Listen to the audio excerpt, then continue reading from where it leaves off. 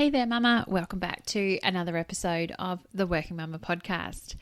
This week, I speak with Alexandra Collier, who has a really interesting story as a working mum because she became a solo mother by choice.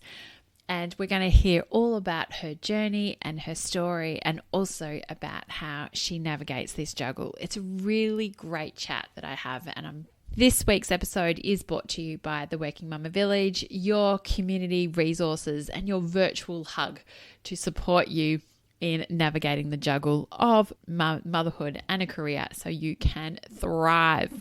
So without further ado, let's get into today's episode. Welcome to the Working Mama podcast, a show that provides real-world tips, tricks and advice to all working mamas on how they can have a career, family and hopefully one day break the glass ceiling.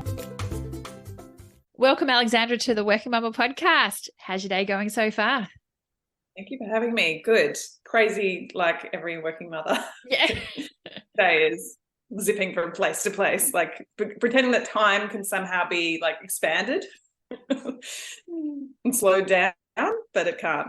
Yeah. And as you said before, getting on here, like, oh, my son, 4 a.m. in the morning. And I'm sure everyone can certainly relate to those interrupted sleeps. So my son often is coming into our room as well. And you're like, oh my goodness, there's a little human right here.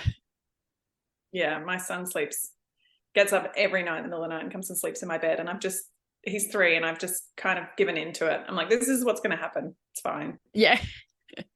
I know, I'm doing the same thing with my 5-year-old now. So he's only just started in about the last 6 months, but yeah, fun and games on the piggy in the middle.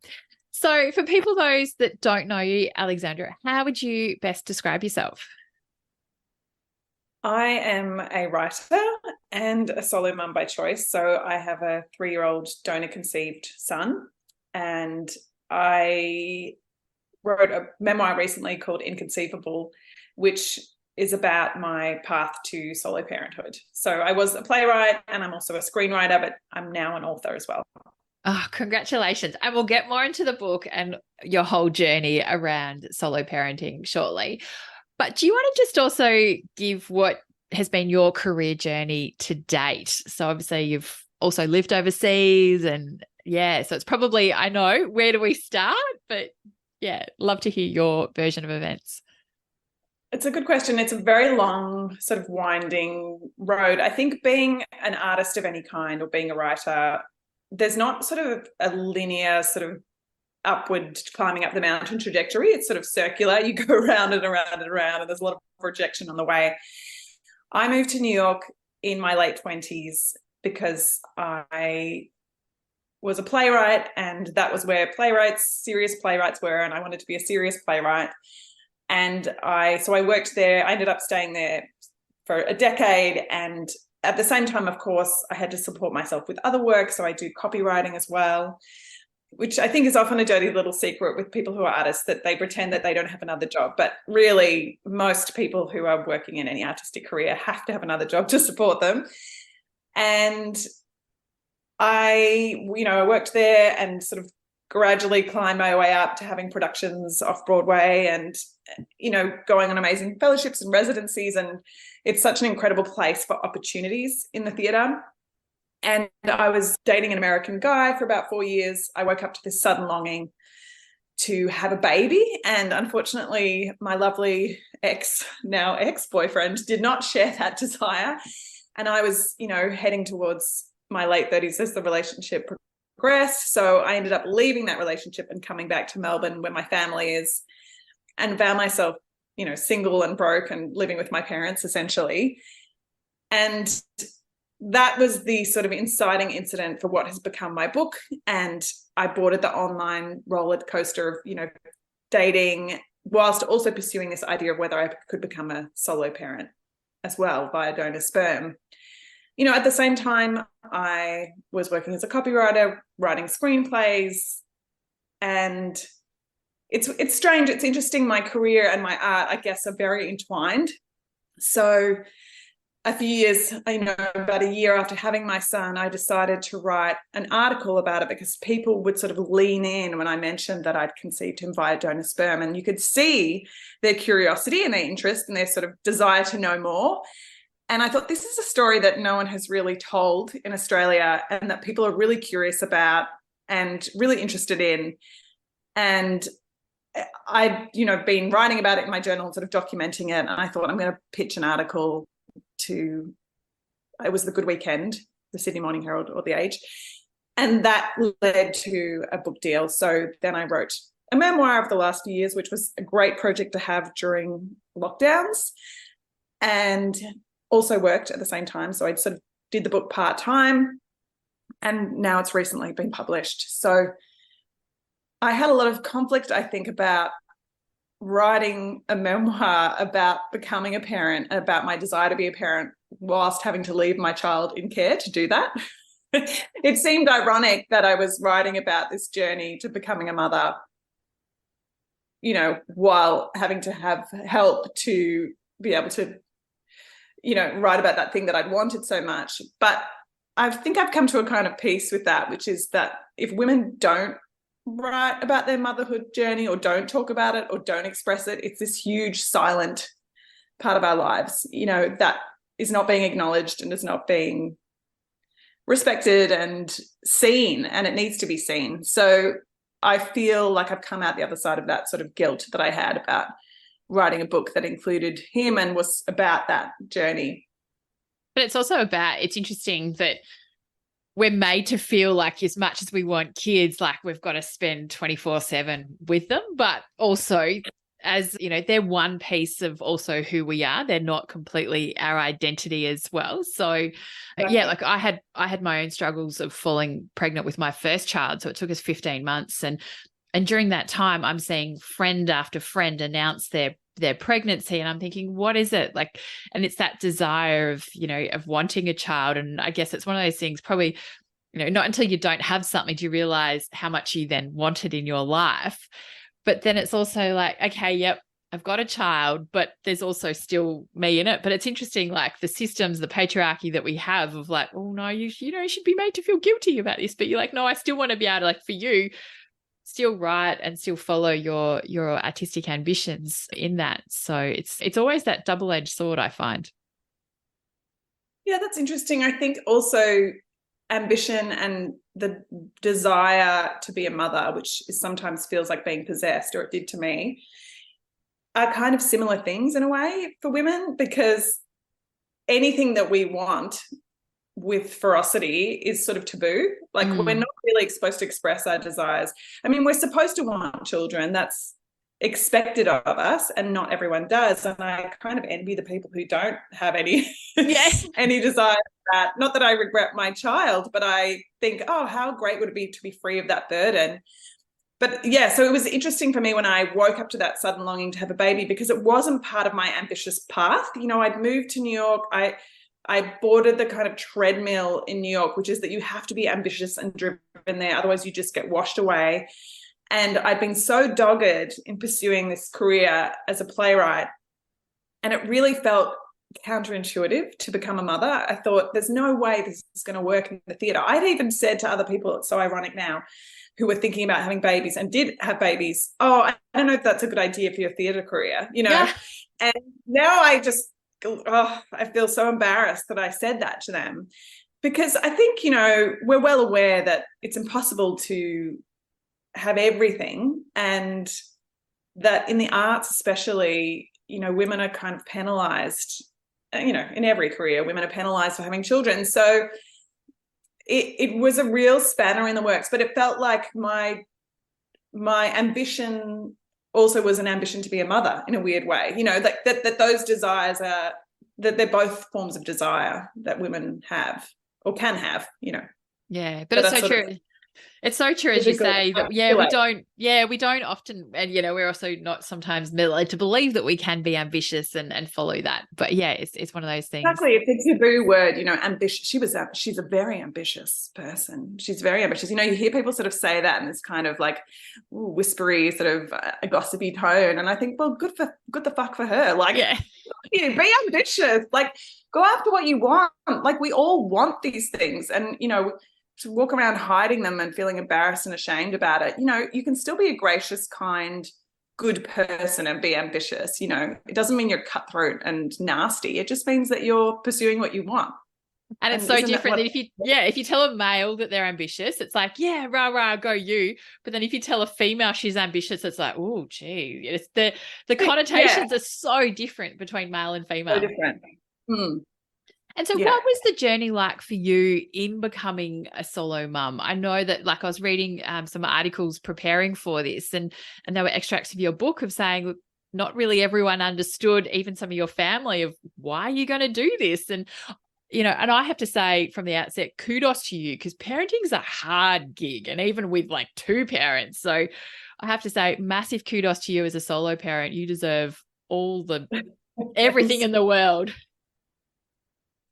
Yeah, I think the biggest challenge for me in becoming a solo parent was the decision, in a way. It was the decision to do it. So I kept wrestling with this idea that surely I would meet someone. You know, we've all got this romantic narrative that we've been fed since we were small children. Surely that would come to fruition. And everyone kept saying to me, don't worry, you'll meet someone, you'll meet someone. And so I thought, of course I'll meet someone. Everyone thinks I will. I've always dated people. I've had long-term monogamous relationships. I'm going to meet someone. That's just inevitably going to fall into place.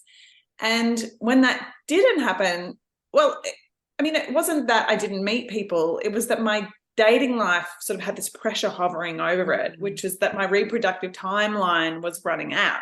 You know, I was heading towards 40, and I knew that I didn't have years and years to figure out love. And so ultimately I decided that it was more important to have a baby and that love could come along at any point. But I did face opposition and obstacles within my own family, mainly from my mum, who is the antagonist or the villain in my book, which she's well aware of and has, you know, graciously accepted. And I think that was also an added obstacle to the path, because my parents had this idea, which I think a lot of people still hold, which is that children should have a mother and a father. You know, it's this very conservative outlook, and that children should have at least 2 parents, even if it's not a mother and a father, and that somehow you're robbing them of something if you don't provide them with that. And my mum said to me, you know, women who do that are selfish and they're only thinking about themselves and not the child. And I've thought about that a lot in subsequent years, because I think that idea of selfishness is interesting, because it is selfish to want a child. You know, whether you're in a relationship or not, you know, there's not a kind of altruism behind deciding to procreate. You know, it's not like for the good of the world. You know, you do hopefully want to love your child, but it's this, you know, it's this kind of primal thing that humans have. And a lot of people, of course, start off in relationships and want children, and then those relationships don't always work out. So it's interesting to me that single women who go about this so deliberately and conscientiously, who go to IVF clinics, who, you know, think very carefully about who their sperm donor is going to be, who save money, who go through rounds and rounds of IVF because they really want and love a child, are the ones being critiqued and the ones being selfish, when, you know, there's a lot of partnerships that don't work out, and no one's saying to people who are divorced or separated, well, that was very selfish of you to have a child many years ago. And I don't think, you know, I'm not saying it's selfish of those people either. I just think that we've got this very sort of heteronormative, staid, nuclear version of what a family should be. And so that was difficult for me to overcome, because, of course, when you're making a family, the people you want to look to for support are your own family. And if they're in opposition to what you want to do, that is very difficult to overcome. And I think, you know, we spend a lot of our lives wrestling with our parents' beliefs or oppositions, or becoming the people we want to be despite what they might think. You know, some more than others. Some people have incredibly progressive and supportive families, but there was a kind of coming out process that was involved, to borrow queer terminology, in telling my parents that I was going to do this. And how have you overcome that and worked through it? So, and how are they now with it? Well, you have to read my memoir, Inconceivable, to find out which way it went. But I think what I will say is part of why I wrote this book was to destigmatize this path to parenthood, because I knew that a lot of women I was meeting were also facing the same kind of opposition, whether it was from their own parents or their friends or the people around them, and to show that this is not a second best option to have a child this way. So, I really hope that the book helps people go after what they want, not just, having a baby necessarily, but I think the book in a way was me coming to terms with this idea of, as an adult, we so often end up living this life that we never conceived of, whether that means we're child-free or we're divorced or we're a single parent or we're living overseas. And I think that we all have this romantic fantasy narrative of how our lives are going to unfold and how we're going to arrive at adulthood, and we rarely arrive there. And so I hope that Inconceivable lets people sort of take hold of their future without waiting for someone's permission or, approval or sperm or whatever it is. So, and I will say to your question that it's very different in the abstract telling people that you're going to have a baby on your own to actually having a human child in the world. People love a baby. Most people love a baby. And my parents, of course, adore my son. And so things have shifted a lot, and they are very grateful that he's in the world. So it's ultimately, I hope this book is an ultimately uplifting and positive book with a kind of happy ending. It's a different kind of love story in a way. Yeah. And what's been your experience as a solo mum? So what are some of those things that maybe have been challenges for you, but also on the flip side that have really surprised you or really you just absolutely adore as well? I mean, I think there are so many challenges as a parent, which are shared across the board between single parents and partnered parents. I think it's not that different, other than the fact that I'm the sole resource most of the time. Like, I can't turn around and say to someone else, well, what do you think we should do? There's no other adult in the room, so I'm the decision maker a lot of the time. Having said that, my parents are very supportive and helpful, and my mum's a GP, which is incredibly helpful. So there's safe timing and going, can you tell me, like, is this rash on my son's chest normal kind of thing? Which, I wish everyone could be gifted a GP like on call. I think as a parent, that's what you need all the time. I think, so it's the sole decision making, I think, that can sometimes be tricky. That's also a benefit too, because I know a lot of people who fight and have different ideas about how they want to parent. So I guess I'm free of that in a way. But sometimes, you're right at the end of your resources. It's the middle of the night. It's whatever, 2 a.m. and there's a fever, or there's, someone vomiting in your bed, not you, your child. And it's like, you're the only one there. And I think what has been amazing to me is that you have, even at the end of your rope, the very frayed, desperate end of your rope, you have more in you than you thought you did. And so I think that is the gift of parenting in a way, is that it takes you outside of yourself. It focuses you on someone else, and it shows you kind of your ability to keep going and your sort of reserves of resilience and energy. And the flip side of that is that it's also very exhausting. And I think the challenge for me has been in asking for help. I think we live in a society where it's sort of become, I live in a city, and we live these more atomized lives where you're not really supposed to be a burden to other people. If you want help, you're kind of supposed to pay for it or outsource it in some way. And I think the challenge is in asking other people, sometimes saying, and so what I do now is, someone said to me once, what you've got to be okay with is with people saying no. So, and sort of let that go lightly. Like that if you ask another parent and they say, sorry, can't do it, go, okay, no worries, on to the next, sort of, and that there's a kind of lightness to it, that it's not a rejection of you as a person if someone can't help you out.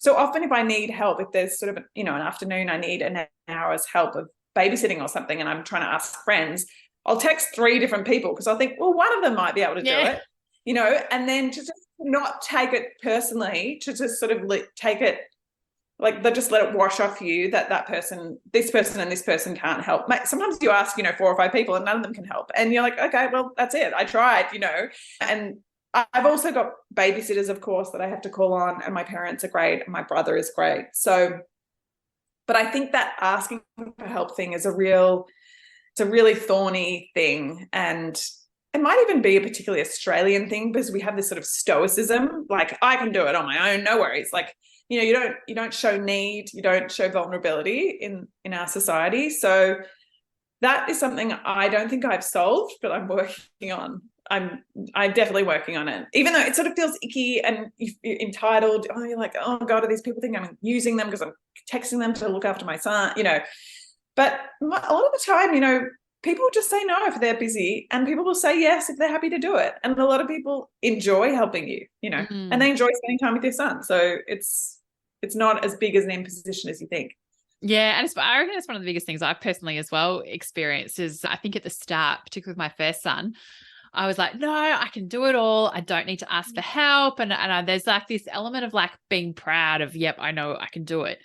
But then a good friend of mine, it was actually when we first met at that mothers group in that big circle, she made this comment about if you say no, then people aren't going to offer again and you've kind of shut that door. But if you say yes and keep that door ajar, or just say, look, not right now, but maybe next time, it actually then invites people to actually want to help you.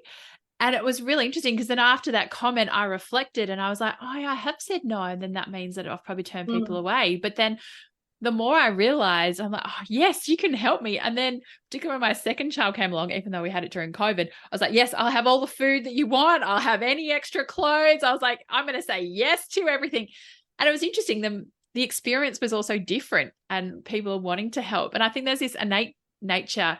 People want to help, but then also that, as you said, that pride element of the Australian procul, oh, no, I can do it. I'll be fine. And yep, you'll be right, mate. But the community in the village is certainly real.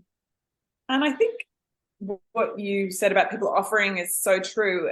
What people are offering you is a gift. And if you say no to the gift, you're essentially rejecting a gift, and if someone hands you a present, you don't hand it back. Yeah. That's kind of seen as a rebuke or a form of rejection. So, I mean, I used to work for Esther Perel, which I also write about in the book, and she would say that, if someone gives you a compliment, like, oh, I really like your glasses, instead of saying, oh, these, like, I just, I bought them secondhand, whatever, you say thank you. That's a gift. Someone is giving you a compliment.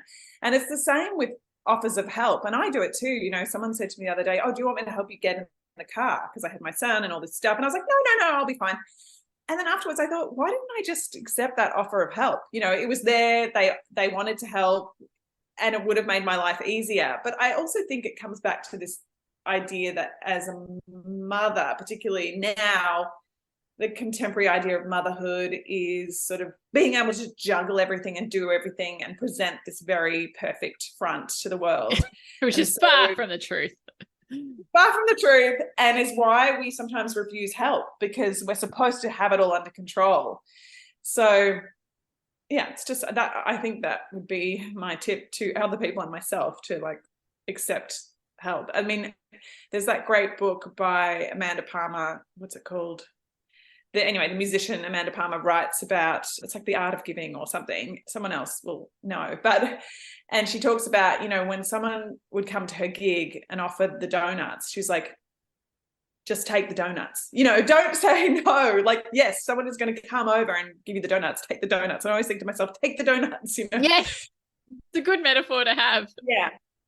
Yeah. Now, as a solo mum, what are some of the hints and tips and strategies you do to be able to navigate, having your career, being a writer, as well as having your son?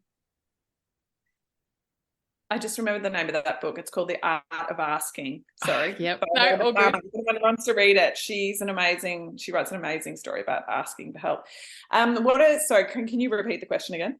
So, as a solo mum, what are some of your hints and tips and strategies to navigating that juggle? So obviously taking the donut is one of them, but what are some other elements that you find that, if all solo or single mums that are listening, what advice and tips do you have?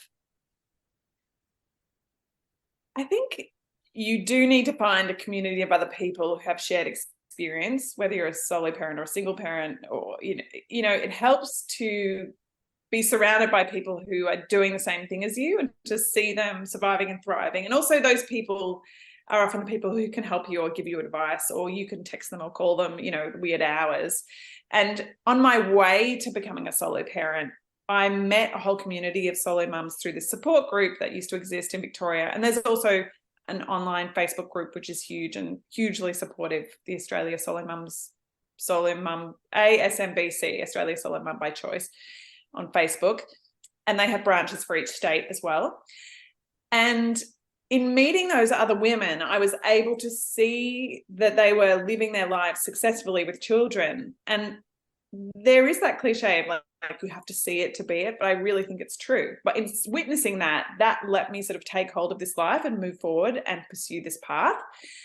And it was really liberating to see these people with their kids who were just going about their existence. Of course, it can be a struggle, it can be challenging. I think I have a toddler right now, and as you know, the toddler phase is particularly challenging. I think that what I'm trying to do is to do less. So, a friend was like, oh, we only bath our kids every second day. And I was like, oh my God, great parenting hack. I'm going to start doing that, So unless he's covered in mud, I'm like, we'll just have a bath tomorrow. It's sort of like trying to take things away rather than add things in. Like your child doesn't necessarily need to be going to swimming lessons and tennis lessons and mini maestros and everything when they're 3. It's like you don't need 700 activities for your child to be happy. Like all your child really wants is for you to be present with them. That's what they like. That's what they want the most. So I think sort of winnowing away a lot of that stuff that is kind of weighing on us as parents, the sort of anxious parenting model of like do more, do more, do more. So if that means like cooking spaghetti with tomato sauce in it, just cook spaghetti with tomato sauce on it, like that's what my son wants to eat. It's like, I think just sometimes the path of least resistance is not as terrible as you think. You're not failing because you didn't make them like 7 vegetables with their meal or whatever. And I think the best advice I got in the early years of parenting was another solo mum said to me that the maternal child health nurse had said to her, when your child is asleep, do something for yourself. So don't just do the laundry, sweep the floor, make the beds or whatever. Like have a cup of tea or do some time, even if it's a tiny, teeny thing, like try and do something for yourself so that your free time is not just domestic chore time. I know that's easier said than done, but it's sort of like sometimes I think the people who are the happiest are the people who like do the least cleaning and do the less stuff. Like, I was at someone's house yesterday and I was like, oh, this bathroom is really disgusting. And I was like, you know what? They're probably really happy. Yeah. They don't give a shit about the bathroom. It's sort of like, letting go of that. And I'm not saying I've mastered that. Like I am unfortunately one of those kind of workaholic people who's like, taking the laundry upstairs while also doing like 7 other things at the same time. But I'm trying to like carve out little teeny tiny moments of like, oh, this thing is just something that I'm doing for myself, even if it's like eating chocolate secretly behind a cupboard door or something. Yeah. Like whatever it is.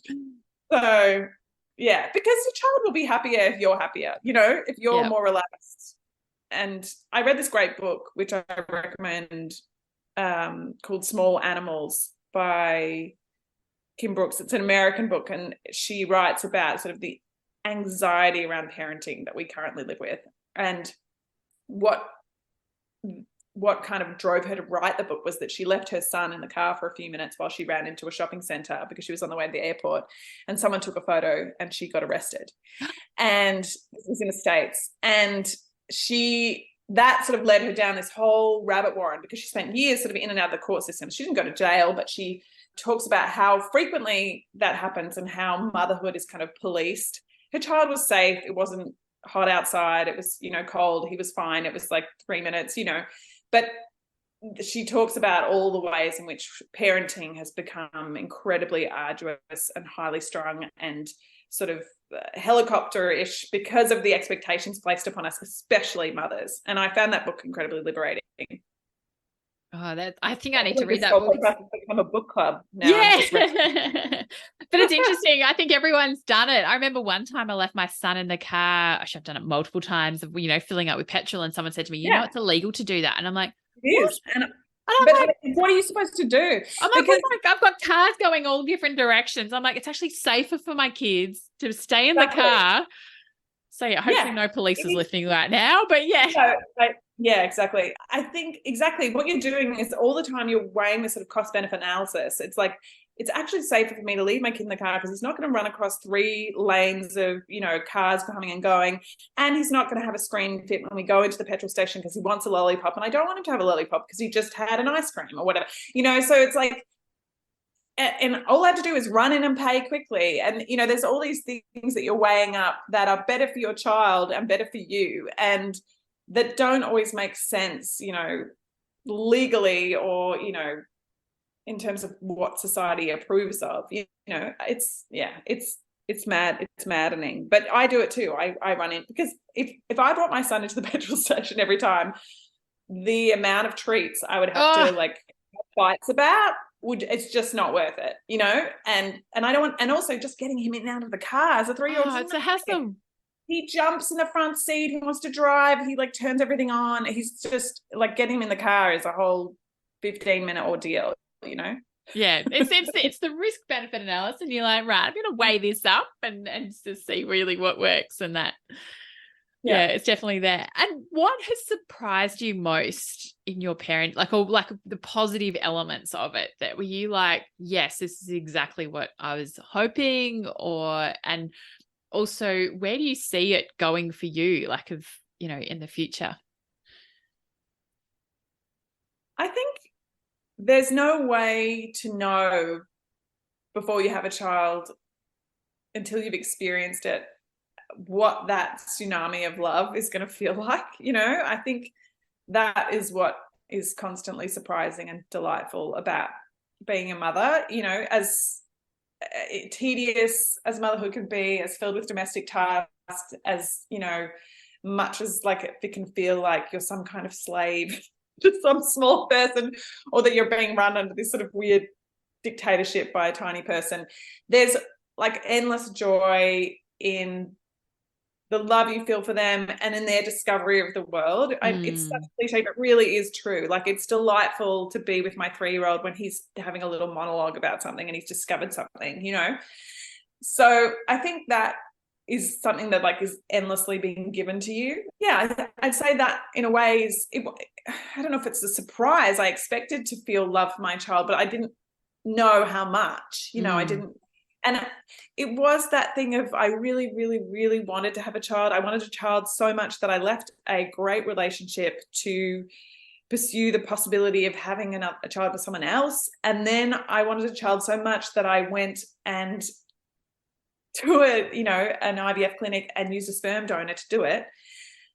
And I was a bit worried, I think, that sometimes when you get what you want, of course it comes with a whole new set of problems. But I was worried that it wouldn't be satisfying or something, but it has been more than satisfying. It's been insanely satisfying. And I think on the other side of this journey, having not waited for a man's approval or permission to do this, I felt so liberated and so empowered in choosing this for myself, and so much happier as a person now that I've had a child, and so much sort of, more fulfilled, I guess. I mean, I'm not saying I don't still have problems or days where I feel lonely or frustrated or annoyed or whatever, but I think it's lifted this huge weight off me, which was that I desired and wanted this thing so badly, and now I have this thing that I wanted, and that has been incredible.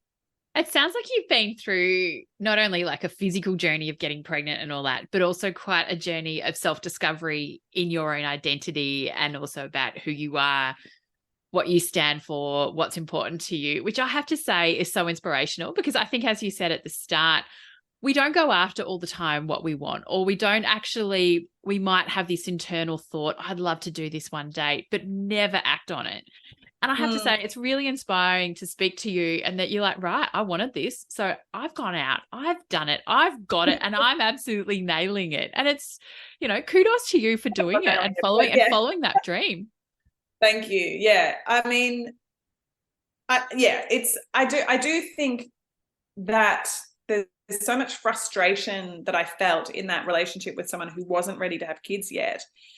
And so to be liberated from that, from, having to wait for a man to get on board was just such a huge relief. And, I don't say that so that people just jump into solo parenthood lightly. I think it should be thought about very carefully. Like, do you have a community to support you around you? Do you have family nearby? If you don't have family, do you have chosen family who will support you?